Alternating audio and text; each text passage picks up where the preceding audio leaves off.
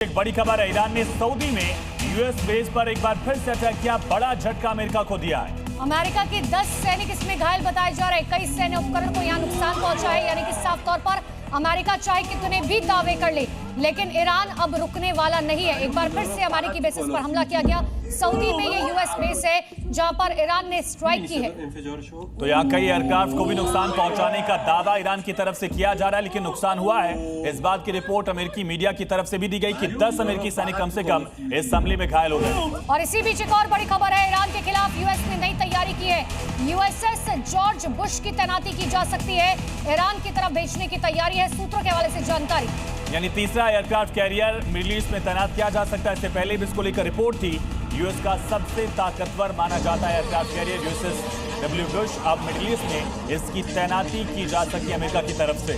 तो एक तरफ अमेरिका की तरफ से कहा जा रहा है कि बात हो सकती है, समझौता हो सकता है, और दूसरी तरफ अब मिडिल ईस्ट में यूएसएस बुश की तैनाती कई सवाल खड़े करती है। और इससे पहले 2 aircraft carrier already middle east में तैनात थे। ये तीसरी तैनाती जो है, अब समझिए ईरान की न्यूक्लियर साइट पर अटैक को लेकर बड़ी खबर है।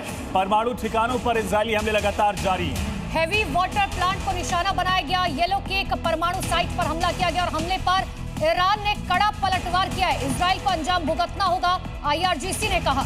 दूसरी तरफ विदेश मंत्री अब्बास अरागची ने भी कहा कि ये हमले जाहिर करते हैं कि डोनाल्ड ट्रंप एक तरफ मना करते हैं हमले से और दूसरी तरफ इस तरह की स्ट्राइक। तो क्यों इसे महातबाही का काउंटडाउन कहा जा रहा है? जंग के 29वें दिन ये समझते हैं। दरअसल न्यूक्लियर प्लांट पर अटैक के बाद बड़ा हमला जो किया गया उससे तबाही मची है। क्यों किया गया, कहां किया गया, ये समझिए। देखिए कहां पर अटैक किया गया। Uranium processing plant yellow cake पर यह हमला किया गया है।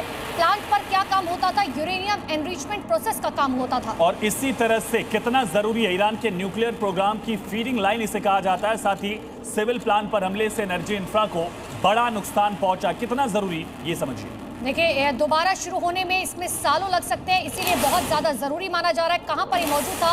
अर्दाकार यज़्द प्रांत में मौजूद था, और इसी वजह से इसका नुकसान ईरान के लिए बहुत बड़ा है। बुशर पर पिछले 10 दिन में 3 बार अटैक, येलो केक पर अब स्ट्राइक की गई है।